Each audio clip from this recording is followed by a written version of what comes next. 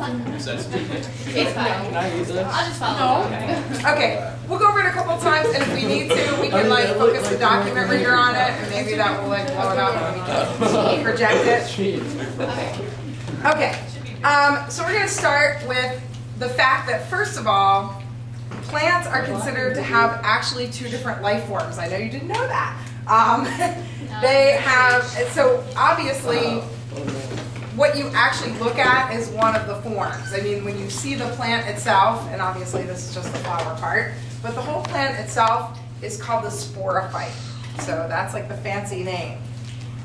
Their reproductive kind of gamete type things are actually considered an organism. So like our sperm and egg aren't considered like a separate life form. I mean, they're just cells that are part of us. Not so in the plant. So the plant's other life form is called its gametophyte. So we have sporophyte, gametophyte. The gametophyte, and I'll try to use the vocab a lot, and we can kind of practice with the vocab as I point out things. The gametophyte is the pollen grain, which is going to contain the sperm, and the embryo sac, which is this thing right here that's pink. Okay, so you can see, even though these are considered separate organisms, the pollen and the embryo sac, they really don't exist on their own. They can only live within the plant itself. So, but just so you know, that this is the gametophyte, that is the male gametophyte, female gametophyte, and the whole plant is the sporophyte. Okay, and it's considered to have like alternating generations. So it goes from the sporophyte to the gametophyte, and then of course back to the sporophyte. Okay, making sense so far? And the gametophyte, you guys know the term gamete from like, that's where it comes from, or haploid. So, let's go over the parts. All we care today about is the reproductive parts. We've already been through all the other parts of the plant. So we will start, I guess, with these things. These are called the sepals. And I don't have any real plants, but you know when you get flowers, guys have probably gotten a lot of flowers in their life, but you know what I mean? If you've seen flowers when the buds are closed up and you see the green things like around the bud on the outside, okay, that's the sepals. And so like this doesn't close up, but if it did, since they close up around it, they kind of protect the petals. Sepals, petals, okay? These are for protection. What's the function of the petals? We all know that. Yes, to make the plant pretty, because otherwise no pollinators will come. So even in the plant world, looks have something to do with whether fertilization happens. Just kidding. Now that's going to be on YouTube, and I will for sure be fired. Wait, what? So anyway, but those are just attractors. That's their only. And they actually are modified leaves. So this whole thing, if it hadn't gotten hormonally signaled to become a flower, it would have been a leaf. Okay. Then we have the actual reproductive parts. Oh, this is the pedicle, which I'm holding it by. And the receptacle is like the fatter part that the actual reproductive organs are kind of growing out of. So the receptacle is kind of what holds the flower on. Okay. Maybe, I know this is like, some plastic, whatever it is, wood, cardboard, something. But hopefully you can kind of picture it like a real flower. Now, real flowers can look different, and we'll kind of go over that. I forgot what order I put everything in. But some flowers don't have all the parts. Let's go through the parts, and then we'll kind of talk about whether flowers are complete or not. This is a complete one, so you can see everything. Flower. Okay. Then we have the reproductive parts. So these are the male reproductive parts. And so these are called the anthers. So the whole male reproductive part's the anther. The anther, is the stamen. I don't know why I said that. The whole thing is a stamen. The part that I'm grabbing here is the anther. That's where the pollen is made. The pollen is basically a hard little coat that contains what's going to be the sperm. Okay? So all that fluffy stuff that's all around soon, all that tree pollen, it's just tree sperm getting ready to try to fertilize tree eggs. So anyway, the whole thing is the stamen, anthers, and this is the filament. And the filament like just holds the anthers up there. These can break open and the pollen can scatter in the wind. It can be carried by birds and bees. So we have birds and bees. They can be carried by some other things too, some other insects, bats, stuff like that. But basically, this is where they're going to be pollinated from. This whole thing here is the female part. So it can be called two things, either the pistil or the carpel. The pistol. Okay, so you should know both names. You never know on a multiple choice question. They might call it one or the other, and if you only know the one name, you won't know what to call it. Okay? Stamen, pistil, stamen, pistil.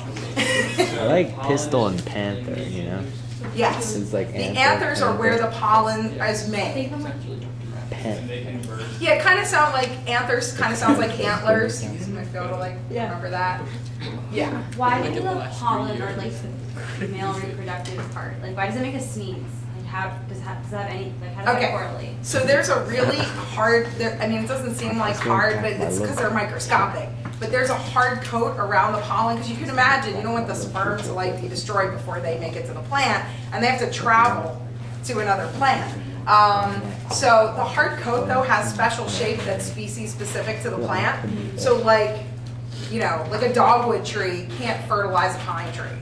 Or that's even a bad example, that's not even a flower. But it can't, you know, I can't mate with a willow tree. So it's species specific. Hybrid. So actually the little protein coats have very special shapes. Well, remember how our immune system works? It recognizes various shapes that are foreign and has a reaction to it because it thinks it's like a pathogen. So obviously pollen is not a pathogen. It can't cause any diseases, but since it has a shaped coat on it, some people, we don't know why, it's just some people, your immune system reacts to it just like it's a pathogen. So then you get an immune response, and mostly what you get is the non-specific immune response that includes basophil activation, which makes histamine, which dilates your blood vessels and your mucous membranes and makes you like a lot more mucus. So that's why you feel all. Wait, so Miss Chamness, basically, if you're not allergic to pollen, your body recognizes the plant. Or it doesn't have a problem with plant sperm.